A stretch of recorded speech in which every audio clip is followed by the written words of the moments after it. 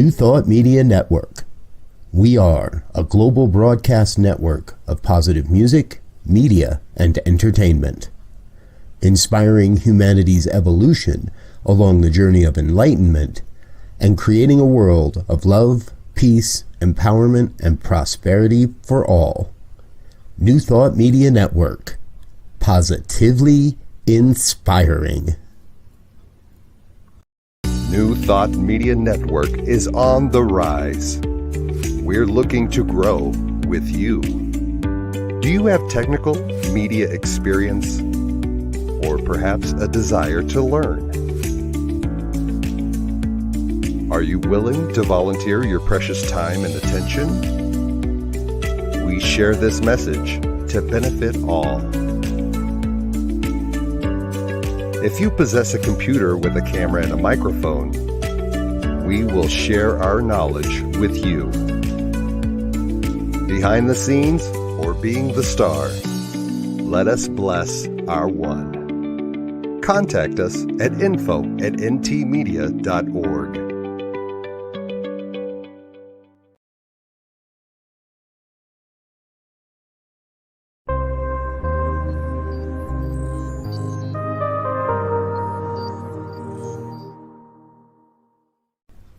New Thought Media Network. We are a global broadcast network of positive music, media, and entertainment, inspiring humanity's evolution along the journey of enlightenment and creating a world of love, peace, empowerment, and prosperity for all. New Thought Media Network. Positively inspiring.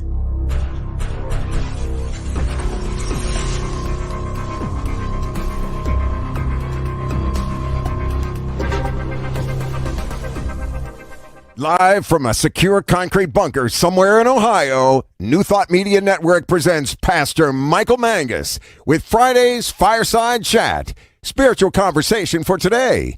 Here he is from the secret radio room, surrounded by thousands of watts, Pastor Michael Mangus.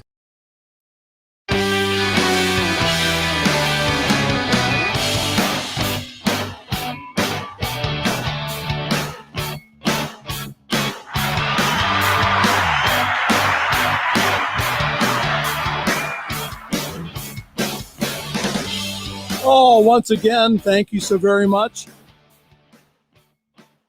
to everyone across the nation and around the world. It is time once again for another fun-filled, thrill-packed, and always exciting edition of the Fireside Chat here on the New Thought Media Network. I am Pastor Michael Mangus, and I am broadcasting this evening from the secret radio room, surrounded by thousands of watts in a secure concrete bunker somewhere in Akron, Ohio, that only my producer, Diego, and our guest this evening, the Reverend Dr. Charlette Manning, only those two know.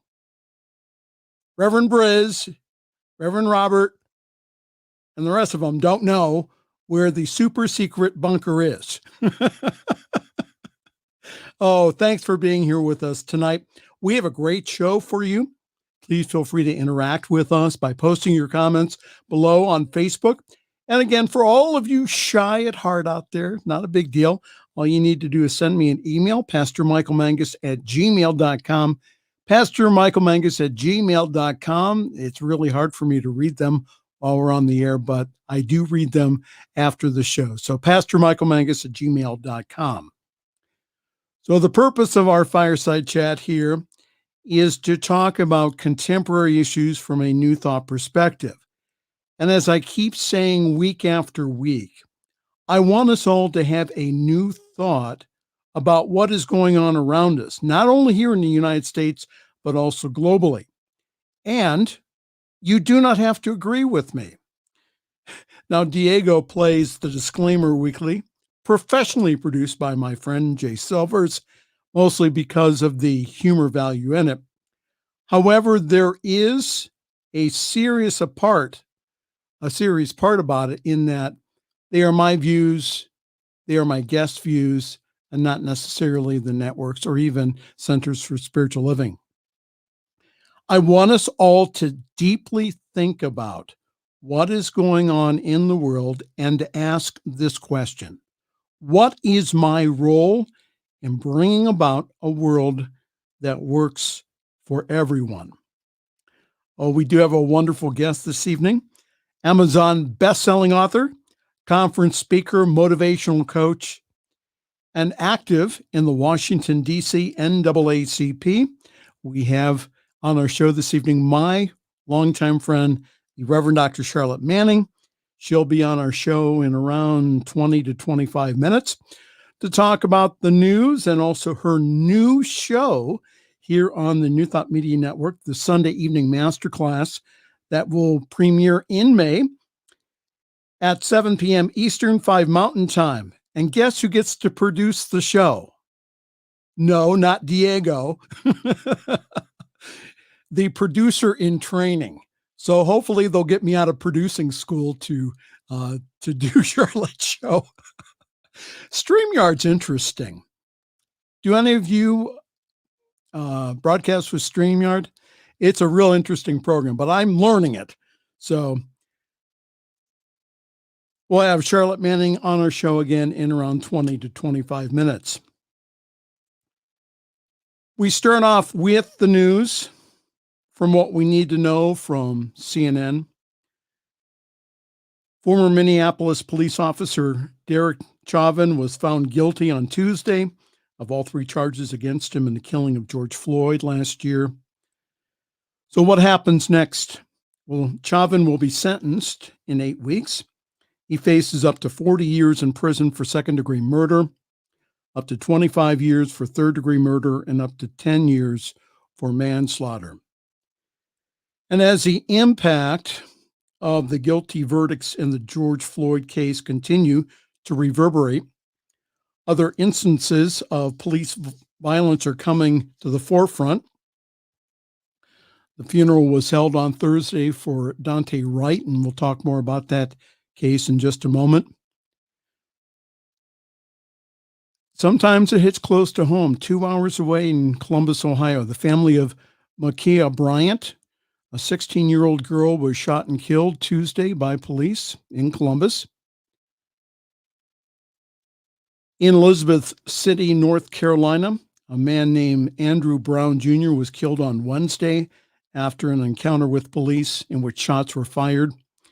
The deputies involved are on administrative leave during the investigation, and the Justice Department begins its probe into the practices of police in Minneapolis, where Floyd was killed, and it is expected to revisit high-profile cases of the years past, like those of Philando Castile and Justin Rusick, who were killed by police in 2016 and 2017.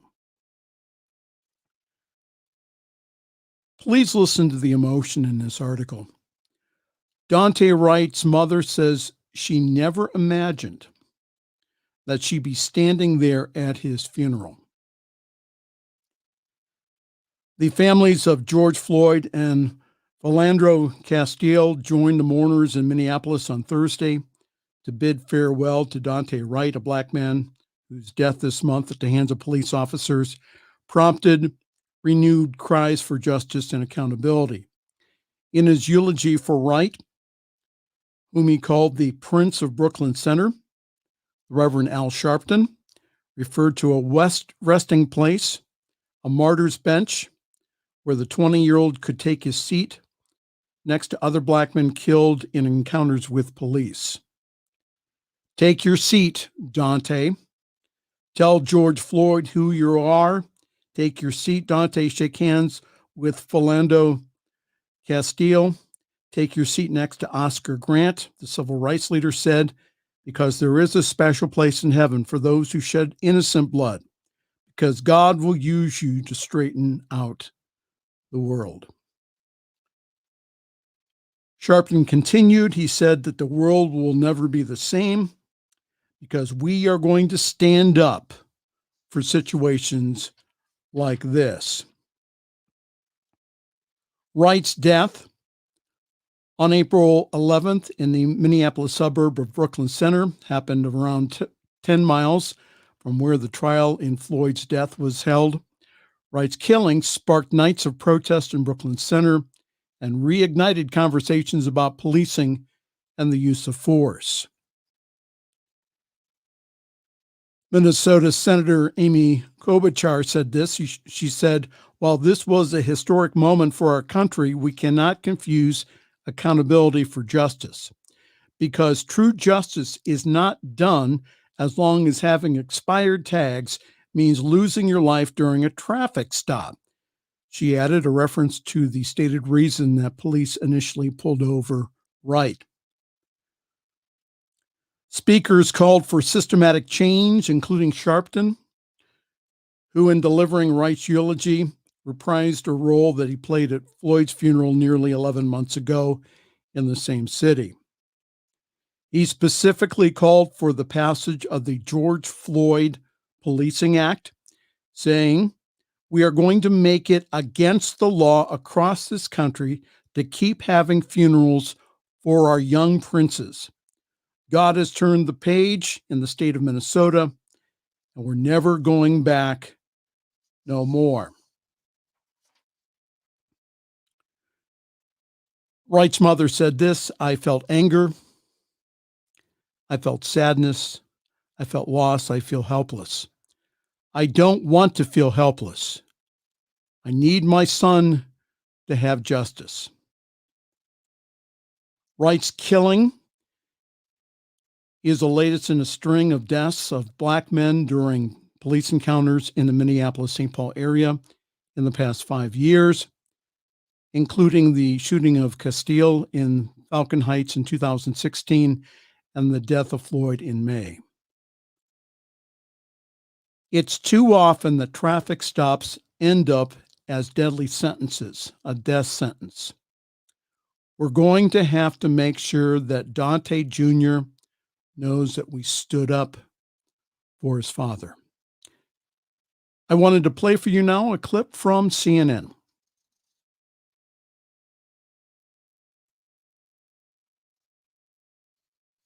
An eye-opening new perspective on policing this morning from a 26-year law enforcement veteran who says he's one of only 4 Black police chiefs in the entire state of Minnesota, the state where George Floyd, Dante Wright, Philando Castile were all killed by police.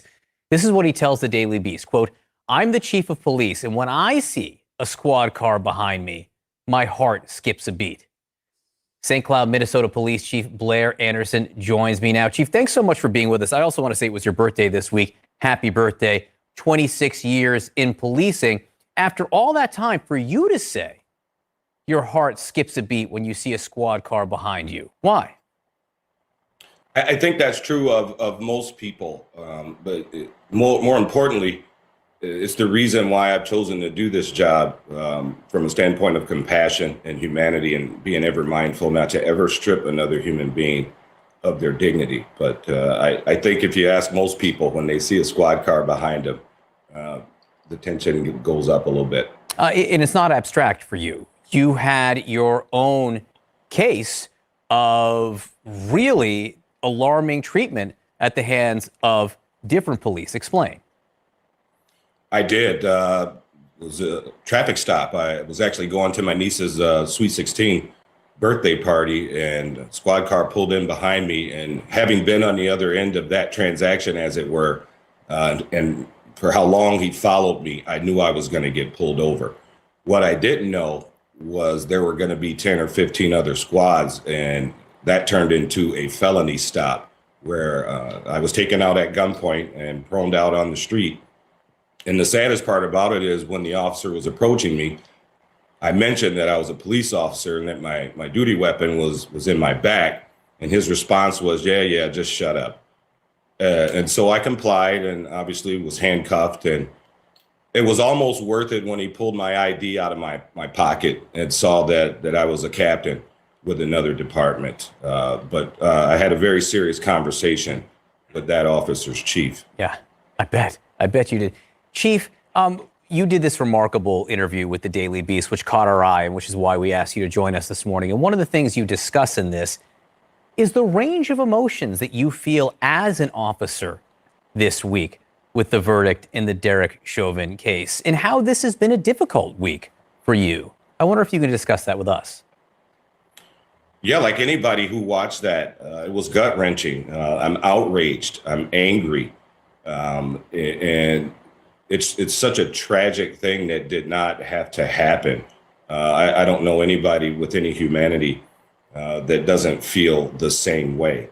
I was asked a couple days ago if I ever regretted becoming a police officer, and the answer is unequivocally no. I was also asked if there's some conflict within me, being Black and being part of a system that, historically has treated folks of color very harshly. And again, it made me reflect on why I became a police officer in the first place, right? And I'm that corny guy who became a police officer to make things better, to make people feel safe.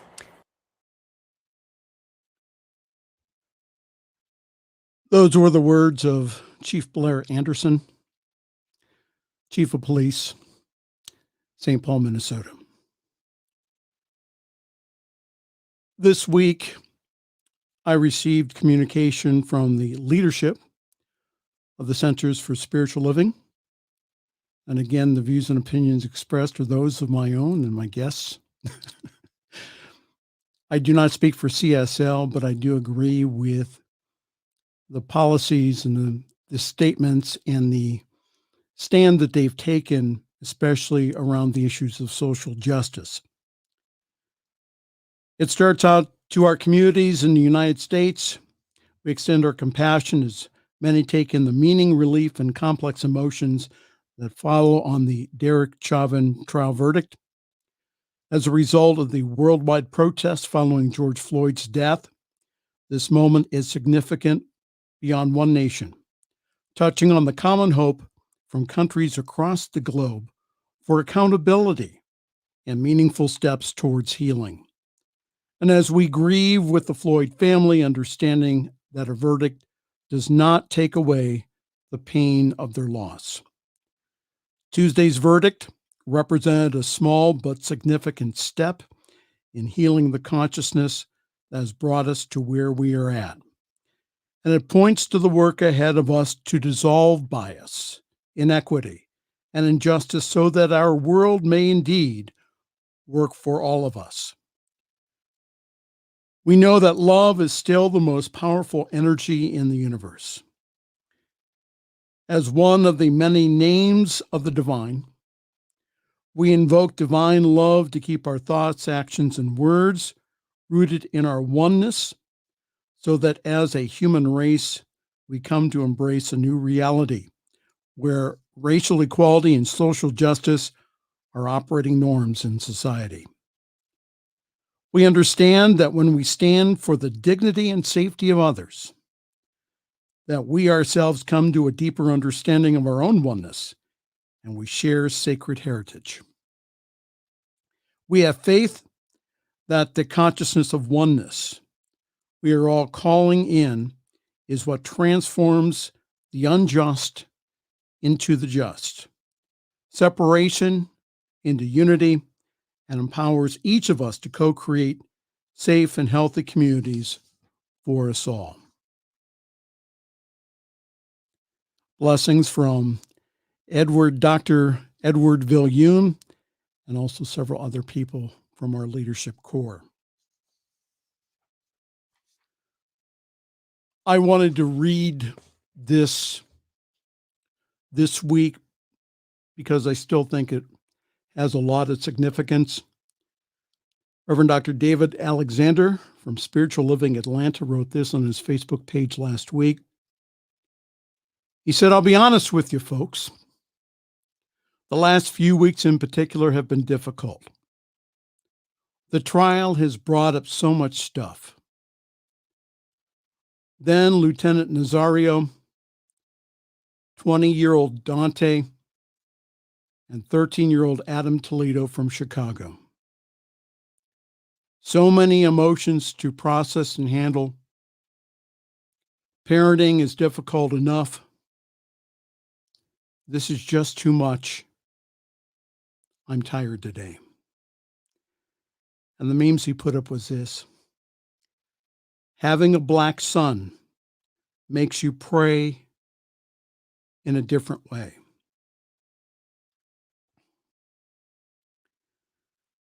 So speaking up for justice and peace needs to continue in a nonviolent manner. I saw this on my Facebook feed this week. Pray for an end to COVID-19 and for peace in our streets. I would also like to add something here. Put in there justice and the end of racism. I understand that our police force, our law enforcement officers have a really tough job to do. However, don't tell me that the life of Ma'Khia Bryant, a 16-year-old girl from Columbus, Ohio, couldn't have been spared. Yes, I know that she was going to attack that other girl. But where were the tasers in that instance? What if using your firearm as a police officer was the last resort? We as people who claim to be spiritual, who claim to be love, we just ask our police officers to do their job and for our politicians here to implement changes in education, training, and psychological testing. The targeting of especially Black men and women must end now, period. So what can you do? A lot. Ask yourself, what is mine to do here? Continue to demand change in your cities and also your village police departments. I know that we have some challenges here in Akron. They sure have a lot of challenges down in Columbus, also up in Cleveland also. Have your center or church sponsor a seminar on nonviolent communication and de-escalation techniques. We all could use that course, and our churches can provide that. Every church, every place of worship can put on a nonviolent seminar, every single one of them. Continue to eliminate from your consciousness the need for violence and bring forth peace that is in everyone. Remember that idea of oneness that we speak about weekly in our centers? We all have a part to play in bringing about a world that does work for everyone. Well, if you wonder what you stumbled onto this evening, hello there, welcome. This is the Friday Evening Fireside Chat here on the New Thought Media Network. In just a few moments, we'll be introducing my good friend, Amazon best-selling author and longtime advocate, and that is the Reverend Dr. Charlette Manning, and she'll be on in just a few moments. COVID-19 is still with us. Total cases so far, 31,730,950. Cases in the last 7 days, 429,133. And the total number of deaths, including my mother, Etta Mangus, 567,352. So what you need to know, again, from CNN, the U.S. CDC vaccine advisors have given their approval to move forward with the Johnson & Johnson COVID-19 vaccine after it was paused over blood clots concerns. India recorded the highest ever daily rise in cases worldwide for the second day in a row, as hospitals in the capital of New Delhi runs out of oxygen.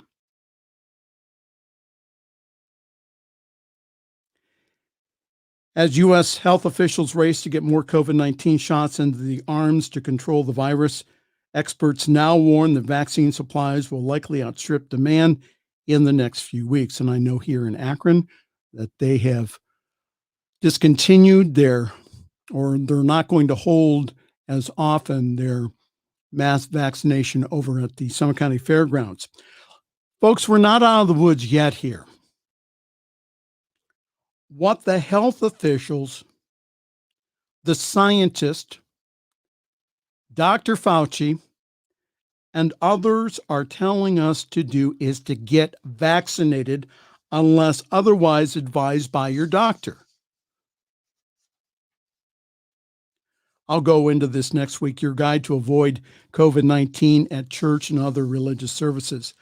Again, folks, follow the science. That's all we're saying.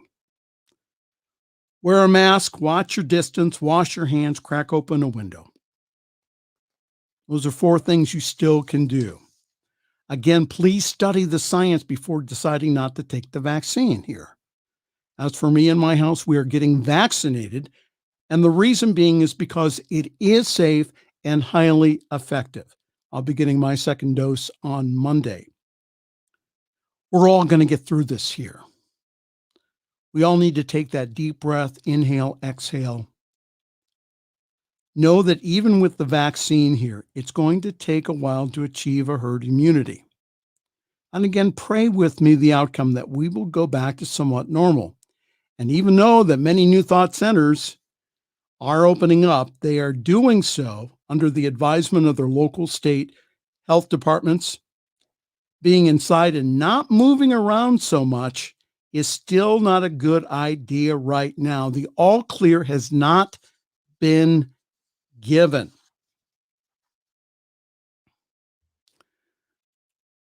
We need to keep ourselves safe so that we keep others safe. That's the most loving thing that we can do here. All right. Well, welcome. You are in the midst of another exciting edition of the Friday evening Fireside Chat here on the New Thought Media Network. Just a few announcements and then we'll go to a break. Yours truly is parking himself at Summit CSL. For more information, please go to summitcsl.org. There you will find all kinds of information about our wonderful Sunday gathering online at 10:30 Eastern, 7:30 Pacific time. Yes, my friends on the West Coast, they say, how in God's good name can you get up that early? So grab your cup of coffee, your tea, your espresso, your chai, and come and join us. We have one of the best services, I believe, in New Thought. And this Sunday, we will continue our April theme of light with our own John Miller, doing both the music and message. So please go on summitcsl.org for more information on how to join the Zoom call. Our service is also simulcast on the Summit Spiritual Center of Akron Facebook page. And our Facebook page also has past broadcasts of the world famous and ever popular Fireside Chat. The one thing I'm asking everyone to do is this. With my show and with anybody else's show here on the New Thought Media Network, please share it to your Facebook page and to other spiritual New Thought groups that you are involved in. And again, if you don't know how to do that, write me at pastormichaelmangus@gmail.com. I'll give you more information on how to do that. I'm currently open for individual practitioner sessions, Sunday speaking, and also I do wonderful ceremonies. Again, pastormichaelmangus@gmail.com for more information. Again, I have 4 pages of announcements. I just don't have time tonight to read them, but go on our website. That's ntmedia.org/schedule, and you'll get more information on our wonderful lineup, which will include the Reverend Dr. Charlette Manning, who'll tell us more about her show in just a few moments. But I'm asking everyone to go on our website and please make a generous donation. You really help us to take this powerful, empowering message of New Thought to the world. And we may be the only New Thought center that people encounter. So again, if you go on ntmedia.org/donate, please give a generous donation and consider being a monthly partner with us. When you give here, you give not only to keep us on the air, but you give to change the world. ntmedia.org/donate. And thank you so very much. We're going to take a break right now, and then we'll be right back. This is the Friday Evening Fireside Chat here on the New Thought Media Network.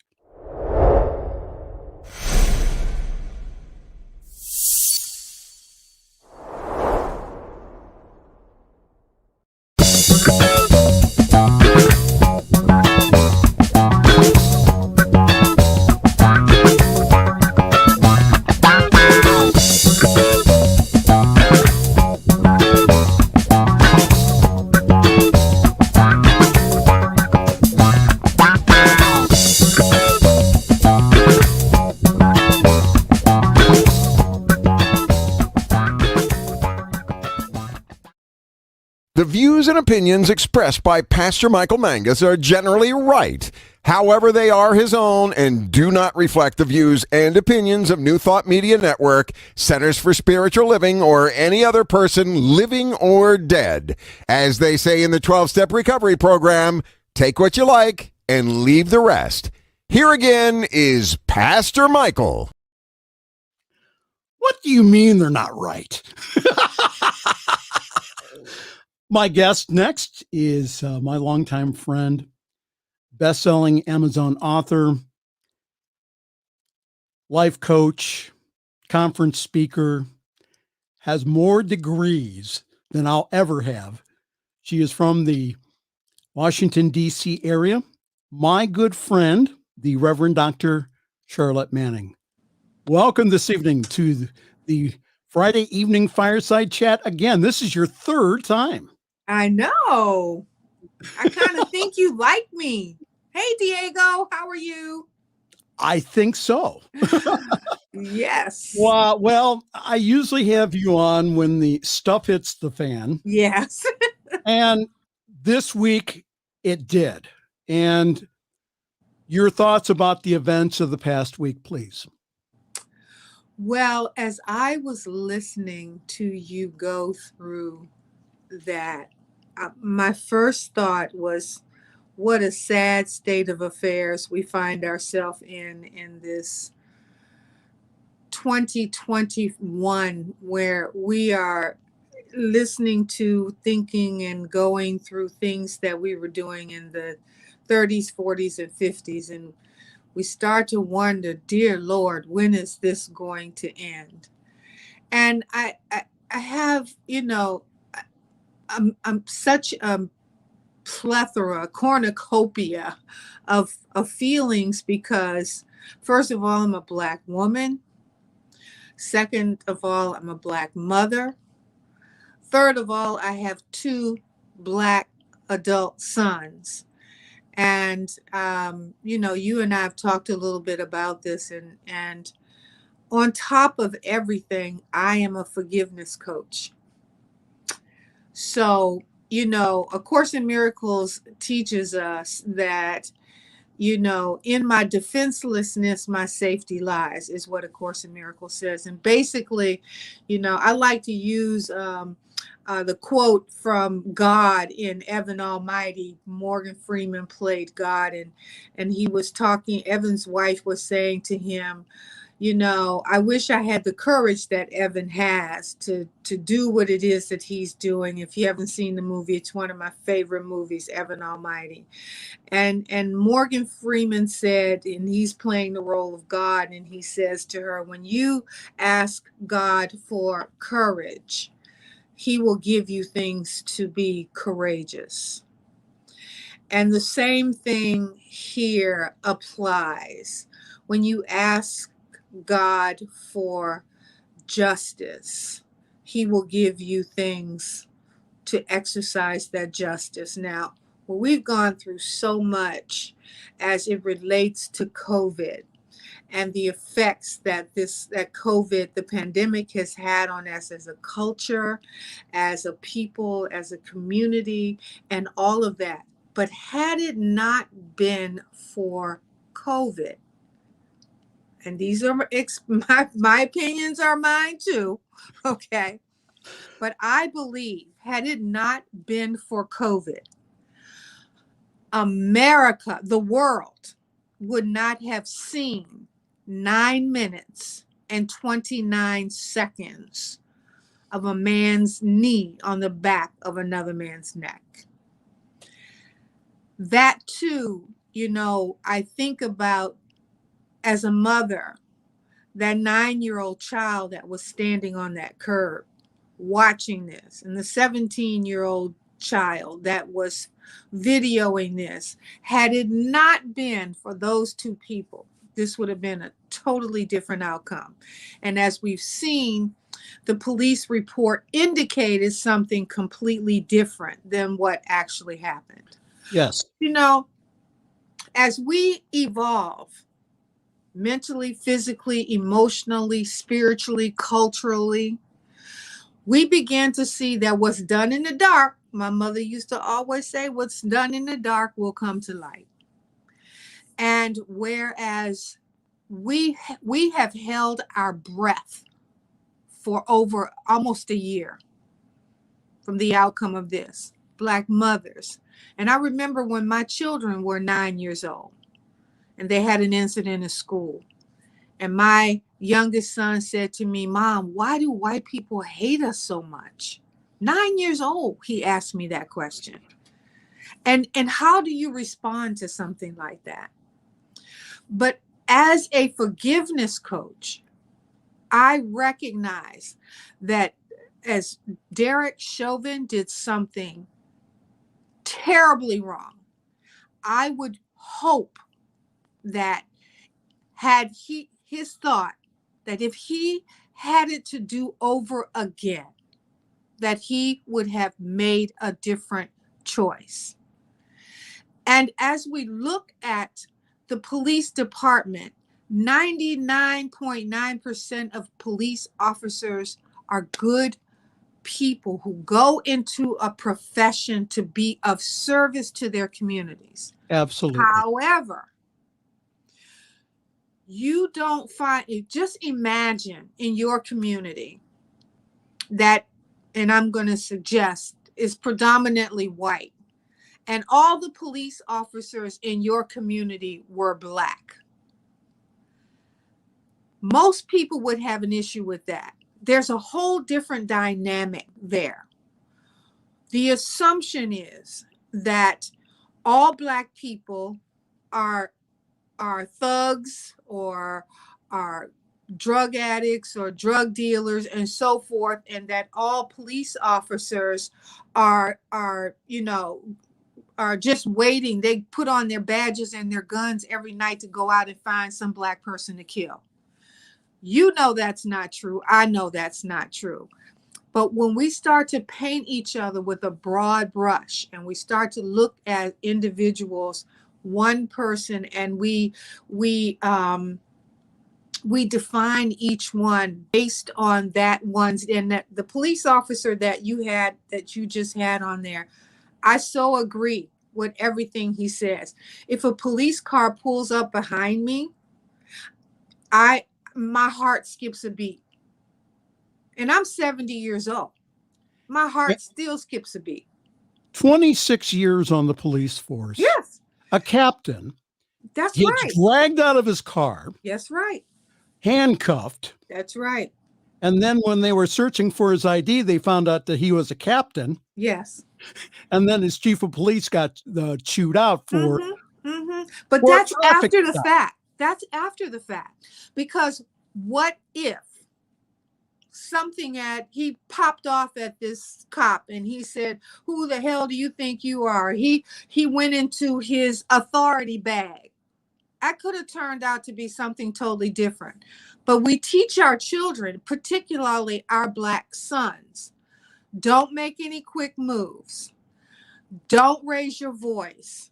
Don't be arrogant or obstinate.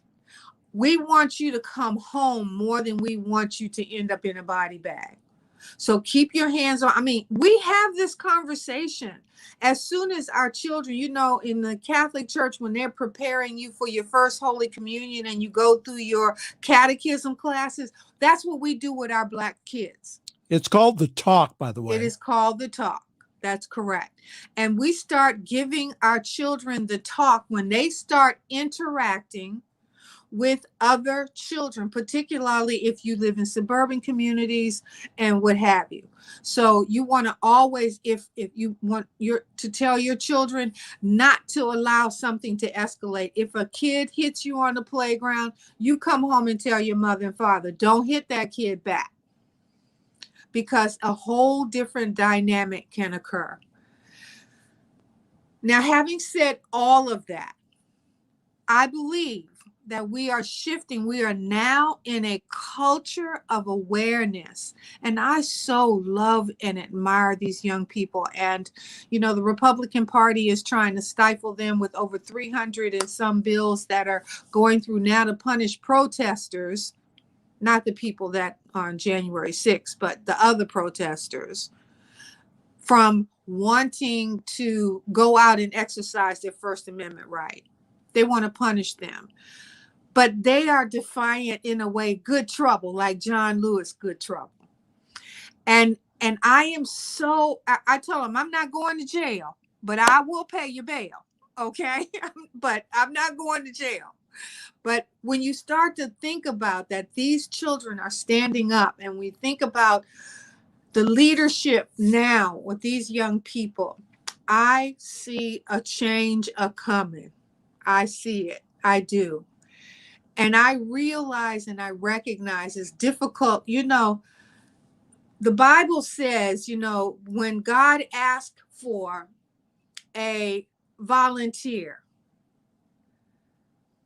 man raised his hand. I forget why. I don't know if it was, I can't remember which saint or prophet it was, but he raised his hand. He said, send me, God, send me. You know, these opportunities, Derek Chauvin had to raise his hand. George Floyd had to raise his hand. John Lewis had to raise his hand. Dr. King had to raise his hand. Malcolm X had to raise his hand. Fannie Lou Hamer had to raise her hand.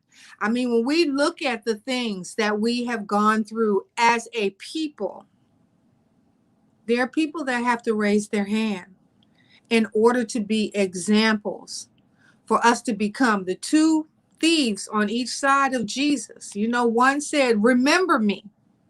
All right. So we know that sometimes we have to look at things from a different perspective. And whereas I believe, and again, we all held our breath because we did not believe that justice would be served, even though all of the evidence was there. We still could not believe that it would turn out that, and 3 on all 3 counts. And the evidence was overwhelming, but it was just too much for us to hope for and believe. And I think there was a young girl that was interviewed on CNN, and she said just like it was a full circle moment for her, because as she watched George Floyd take his last breath on national television, she was able to exhale that breath when that verdict was read. So it is a cause and effect. That's the world that we live in. And what you put out, you're going to get back. And there has to be examples through that. And I think that we saw that also, the change of culture among the police officers, usually, again, when things that like blue this code, happened in the that's past, right. That's the blue right. code, no That matter blue who, code, that's right. or That's right. what's your race as That's a police right. officer, That's right. you That's be right. quiet. But again, what we saw in this case, we saw it crumble. If you're wondering what you've stumbled onto again this evening, hello there. This is the Friday evening Fireside Chat here on the New Thought Media Network. It is my pleasure and great honor to have my good friend, the Reverend Dr. Charlette Manning, on. And we're talking about the news of the week and about race relations. So what can we do here, Charlotte, to end this root cause of racism in our policing? Well, you know, I have always been an advocate. My grandparents fought for the right to vote in Alexandria, Virginia.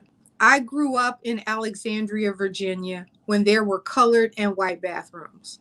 I grew up in Alexandria, Virginia, when there were colored and white water fountains. This is memory for me, not history. This is memory. I remember this. I remember when Black people couldn't try shoes on in a shoe store.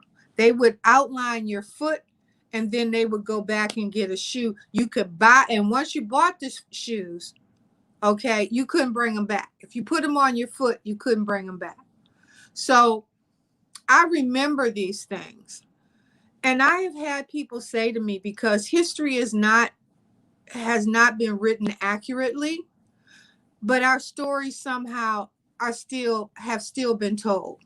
Now, I've had white people ask me on many occasions, and as you know, you and I have been close friends for 20 years. But I have had white friends of mine ask me, what can I do? And I tell them as lovingly as I can, it's not my responsibility to teach you about Black people. It's not my responsibility. In anything that you want to accomplish, you have to be willing to study. You have to be willing to explore the same things that we've had to do. Me becoming a writer. I could sit down and just start writing stuff, but there's no flow or rhythm or any of that kind. How do I learn to be a better writer? And that's by research, learning, taking classes, talking to people. There is, a plethora of Black history available for understanding. It took 200 years, I might add, for them to, not 200 years, I'm sorry, over almost 100 years to build this African American History Museum and culture in Washington, D.C., which, again, this is how God shows up, which is built on the last Smithsonian Institute on the corner of 14th and Constitution Avenue. So the 14th Amendment of the Constitution is now where the African American History Museum and Culture now sits in Washington, D.C. And they show you from the ground up how Black people are the only race of people that came to this country against their will and with a job and no green card in the belly of a ship. So when we start to think about history, you have to know and understand that millions of dollars are spent every year on Ancestry.com and Legacy.com and all of these, where all races of people want to know where they came from, who their ancestors were. You got Finding Your Roots on the PBS network, where people trace back hundreds of years where they came from. But we're supposed to get over it. When are you going to get over racism? When are you going to get over slavery? How many times have we heard that? So it is an educational process that is ongoing. Now, having a conversation about race and telling someone what can they do are two different things. You and I have had many conversations around race. I haven't tried to teach you anything. I've only shared my experience with you.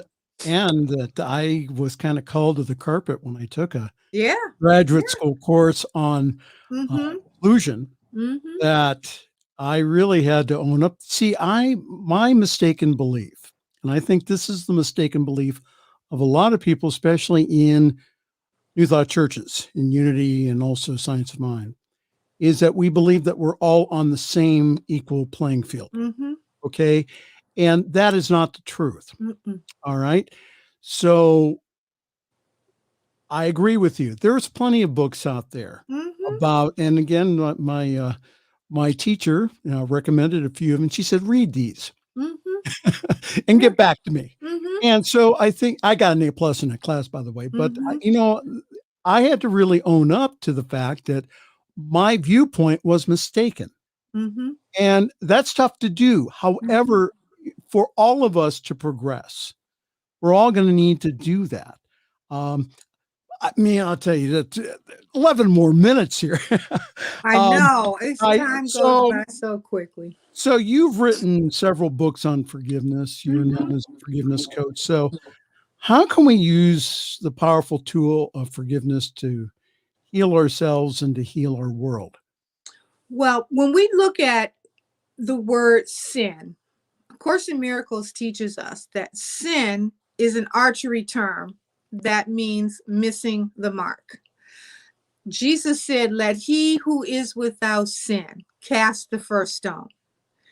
And so we have to recognize that missing the mark is not, it's something that we all struggle with. A Course in Miracles also says, forgive and forgive quickly. And the quicker that we can forgive, the less impact, egoic, dysfunctional impact it can have on our memory systems, because everything that we have, there's a file that it's looking for that it can relate to. So when someone does something, that is mean, or something that is racist or whatever, it takes me right back to that shoe store where I can't try on a shoe. That's where the memory is in my mind. So it takes me back to that emotional feeling, that hurt, that detachment, that I'm not worthy to even try on shoes, you see. So, but when we forgive, and we forgive quickly, and we have to learn how to do that, because ignorance is bliss. It really and truly is. And when you can say, that's someone else's opinion about me, that's not the truth. And opinions and beliefs are not necessarily the truth. So when I know who I am, and I worked for Marianne Williamson for 7 years. And in the whole 7 years I was with Marianne, the one profound thing she said to me that I have taken with me, and I met you as a result of working for Marianne. Marianne said to me, when racism is no longer an issue for you, the racist will stop showing up. Now, that doesn't mean that racism will cease to exist, but the racist will stop showing up in my life. When lack is no longer an issue for you, lack will stop showing up in your life. When hopelessness is no longer an issue for you, hopelessness will stop showing up in your life. So when you can see the light of God around everyone, the love of God, the power of God, the presence of God, when you can see all of those things in someone else, Mother Teresa said, they asked her, how can you be with all of these lepers and these contagious people? Aren't you afraid you're going to give this? She said, because every time I look at them, I see my beloved. And Jesus, well, she sees the face of Jesus. That's a miracle right there. So when I can see in Derek Chauvin, in his defenselessness, I can see that he too is a child of God. Now, he deserves to be punished for what he's done, but it's not up to me to carry the weight of that punishment within my own self. You understand what I'm saying? Oh, absolutely. I think that that's something that we talked about this week in our Wednesday evening class that I had with Tom Senar, and also at my Holmes Institute class this week. That, again, the whole idea of love and forgiveness. Can we see love and forgiveness for Mr. Chauvin? Can we see that for him also? So, and also, can we forgive also? And we have to. That's the thing. And I mean, we have to fake it till we make it. But we have to, because we cannot have the kingdom. We cannot experience the kingdom on earth as it is in heaven until we are able to do that. And that's what I talk about. And I know we're short, but just the whole principle behind the word forgive. F is face your fears. Yes, he did a bad thing. He's got to pay for that, not me. Organize your thinking for everything like a boomerang. What you throw out, you're going to get back. So you remember, do you want to experience that? R is release and let the crap go already. You can't focus on all of this. I have to turn off the news because it will literally make you sick. R, release that stuff. G, be grateful. I am 70 years old. I'm healthy. I'm happy. I have a life that I love. I have friends that I love. Be grateful for that. Listen to your intuition. I is intuition. The God, light of God that is within you. Listen to that, not that out there. Value. V is value those things, those little things in life. Take a walk in the morning. Go out and see the birds going to and fro, building their nests. Do they say, you hear birds saying, well, honey, we need to put an addition on the bird's nest before those eggs come? No, you don't see that. They're just going about doing what they need to do. And E is about energy. The more you receive, the lighter you become, the more elevated you are, and nowhere evil cannot dwell in a protein-enriched environment. So remember that as you remember that Charlette Manning is going to have, well, she has her book out. There it is. That's but my also book. The Sunday evening masterclass, which will be coming up in May. I'm so excited. On the New Thought Media Network, 7 p.m. Eastern Time, 5 p.m. Mountain Time. We have 30 seconds. Ooh. Tell us about what they can expect on the show. Well, we're going to be talking about all sorts of things. And, forgiveness is the work that I do. But I want to talk about how we can use spiritual principles in our day-to-day lives, how we can lift our consciousness to the level of the miraculous. Jesus said, greater things will we do. We're going to learn how to cast out those dispersions and to return to the love that we are, being the things that God would create us to be, and particularly living the life of your dreams. Steve Harvey said, real quick, your job is what you pay for. Your gift is what you're made for. And God made you present.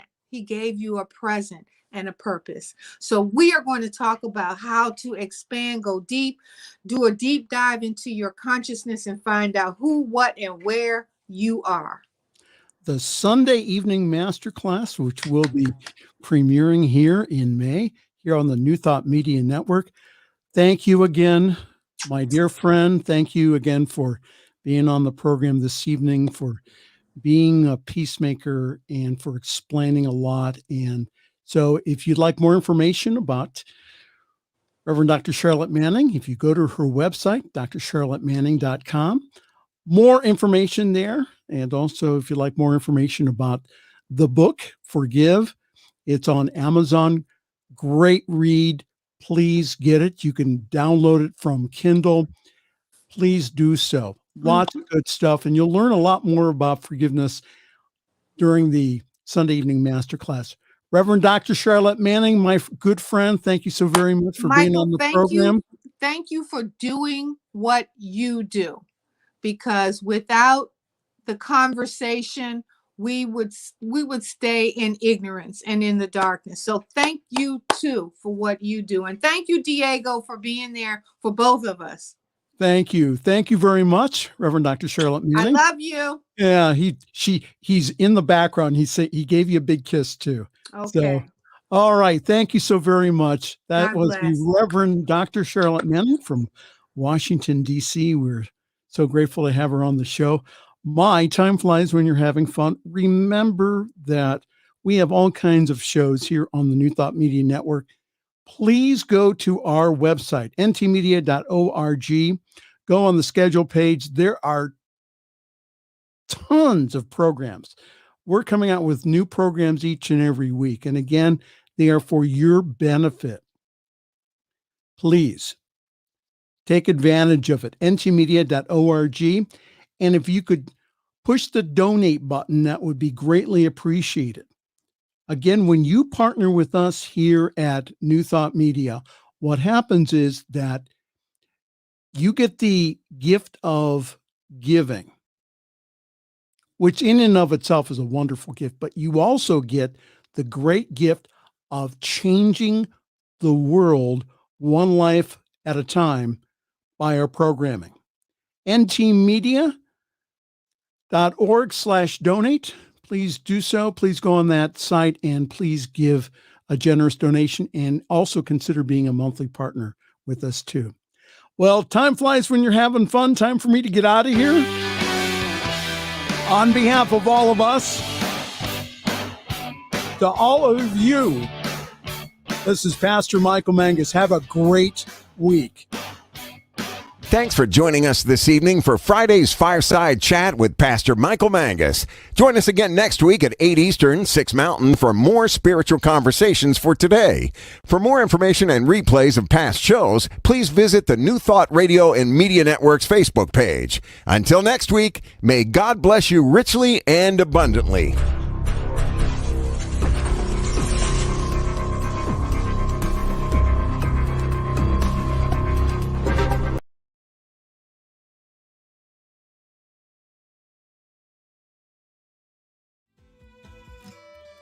Wanna play? Come to our yard. New Thought Media Network spotlights you. Saturdays at 6 p.m. Mountain Time, Spirit Says Sing. Our stage is open for musicians, singers and speakers, visual artists. Shine with us live. It's easy. Just click the link in the comments and be ready to soar. Spirit Says Sing.